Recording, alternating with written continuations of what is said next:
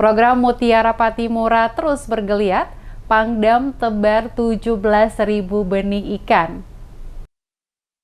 Program Mutiara Patimura yang digagas Pangdam 16 Patimura Majen TNI Richard Tampu Bolen meliputi bidang pertanian, pendidikan maupun bidang perikanan semakin bergeliat. Program ini terus mendapat support Pangdam Richard, salah satunya penebaran sebanyak 17.000 ekor benih ikan di keramba jaring apung di kawasan air Saluber, Ambon, Kamis 9 Juni. 17.000 bibit ikan ini terdiri dari 10.000 ekor bibit ikan kakap putih, 6.000 ekor ikan bubara, dan 1.000 ekor ikan kerapu.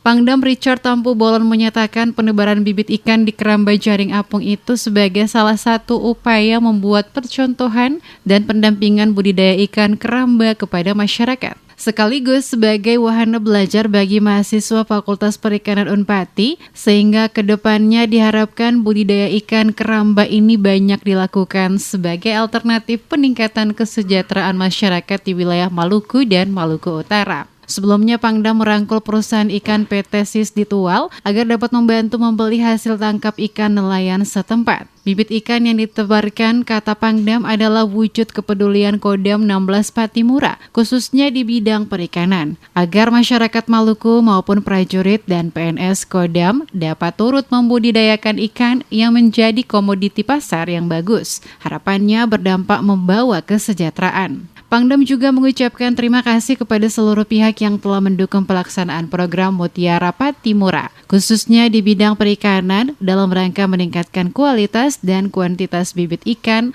dan hasilnya sehingga dapat mendongkrak perekonomian dan kesejahteraan masyarakat. Mutiara Patimura juga ada pendampingan. Pada malam hari ini kita pendampingan di aspek perikanan. Di perikanan ini ada ikan kakap, ikan mubara sebanyak 17.000 bibit.